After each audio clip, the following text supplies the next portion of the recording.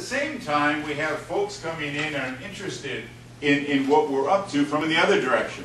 And this is Tom Jenkins, who you know if you've been near this world at all. Again, he's an engineer. He comes out of a background in terms of the kind of nuts and bolts of this operation. But interestingly, he's early on aware of the importance of content and how what this really is about is a communications revolution and so on, in terms of that early project in the early 1980s at the University of Waterloo that computerized the Oxford English Dictionary. You may remember, really important. And he comes out of that focus on thinking about computer applications in terms of text, in terms of managing content and so on. Founds open text with some others, developed some of the world's best search engines ahead of Google and so on. And now in their company, he says that their, in fact, content management capabilities are far better than what we have available, and he's played a key role in terms of businesses, companies, on in terms of really bringing to the question of computerization the importance of content, the importance of viewing it as a substantive issue. And the quote that he uses a lot that I think is so important and explains why he joined the SSHRC Council, why he's working with us so closely now. He uses a classic metaphor in the sense of the notion of the internet economy has thus far belonged to the tool makers. They built the infrastructure that made the digital age possible, and obviously he has a lot of pride as a Canadian that Canadians were key in that aspect. But he says, but the torch is being passed. The future now belongs at least equally to the tool users, the creative people, content providers, service deliverers, who have learned how to take the images, sounds, ideas, concepts, and share them digitally. And I think that's really at the heart of how it is that the social science humanities scholars interested in human thought and behavior in the past and the present are really central to what we're up to now. He uses a really interesting kind of metaphor example to emphasize his point. And he'll talk about the fact that, you know, who knows this guy? Like, you put up that picture, nobody knows this guy. And he says he's long gone. But he was William Lincoln, who patented one of the first movie cameras in 1867. And he said, well, who remembers this guy? He's gone, and many others like him are gone. But who do we know and who do we really remember? And I think his point is that it's the folks that actually figured out what to do with that. And it's those folks, you know, the Hitchcocks, the Fellinis, the Spielbergs, the Lucases, and so on. And those are the folks that it's about the content, it's about the literacies, it's about how this is exploited, and those are the people that we're going to remember. I think it's also really interesting that across, somebody like Jenkins is not unique. His huge company, OpenText, he says, hey, I hire more graduates out of the social science humanities than any other field.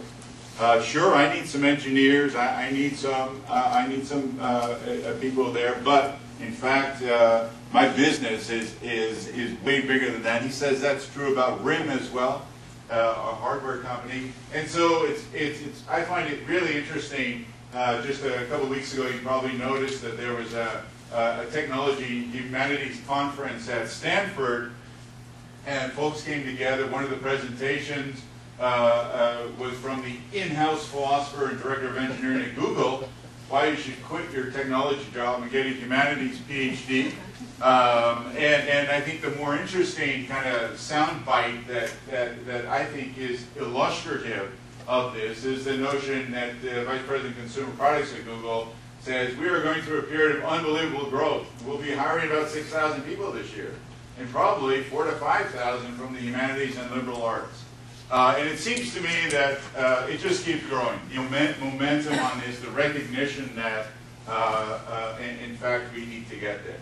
So I mean, I think what's interesting and what's different about digital now is that, yes, at some level, it has to do with content in the sense of digitizing and so on. But at a whole nother level, how we think about content, how we imagine it, the possibilities of it, on, I think is different, very different. And today, you're going to hear through the presentations and so on, a whole ways in which we're not simply doing better or faster what we used to do in the past. We are doing a whole new array of activities that go far beyond, I think, what we have conceptualized in the past. And I think for a lot of us, that's really, really exciting and often not well understood. The other aspect of this that's really interesting in terms of our economy is the extent to which the actual definition of things like a marketplace have changed so much. The whole notion now of the social marketplace, the whole idea, in fact, of that when you think about a marketplace, it's not individual consumers, it's groups, it's communities, and so on, and a whole different way of imagining the marketplace, the economy, and so on. I think there's so much that is profoundly different about digital. Obviously, we were really pleased, I think, when the notion of this digital triangle that I like to, metaphor I like to use, you really see it permeating and say, yes, we definitely need the digital technologies. We need that, the connectivity and so on, absolutely key. On the other hand, though, that content, and I don't mean content just in terms of digitized, but I also mean metadata. All the kind of layers on that are absolutely crucial. And then it's that literacies part, that sense of a really sophisticated, robust notion that I understand in many cases we have to use the word skills, and I get that, and I use that when I have to, but I think the word literacies really is a much more robust notion, and I've been persuaded by work a number of you have done to really begin to unpack that in ways that's really really important. And at the heart of that, of course, is people. Human thought and behavior, people doing things, people using it, imagining it, creating, and so on.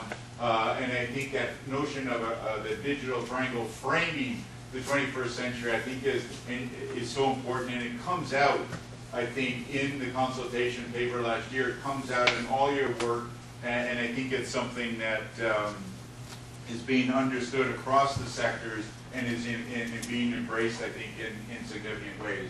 At SSHRC, we've continued to support many projects. You may have caught our e-newsletter dialogue that continues to try to chat about this and share that with you.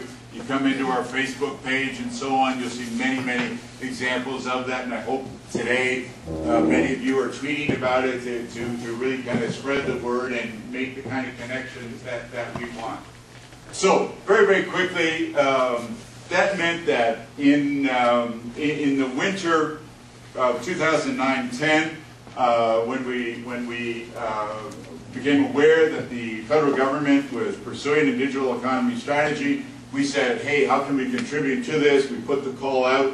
A number of you and others came to Ottawa, met with some of our colleagues in the departments and so on, began to share some of your ideas and so on, began to really suggest the notion of taking an understanding of the digital technologies, combining that with the content, with the literacy, bringing that all together in a robust way and so on. And then at the Canada 3.0 in 2010, when Minister Clement launched the consultation paper, we looked at it and we said, you know what, in fact, it's suggesting. You remember that consultation paper had the Minister of Industry, the Minister of Heritage, the Minister of Human Resources, Skills Development. Three were there, and we said, wow, what can we do? Quickly, we came back, we thought about this, we said, you know what, the formal consultation period, which went through the spring, well, we'll have to count on our scholars feeding into that and so on. But maybe there's something more we can do. Maybe there's something in terms of really attempting to bring together and synthesize what do we know about some of those key topics. Can we do that?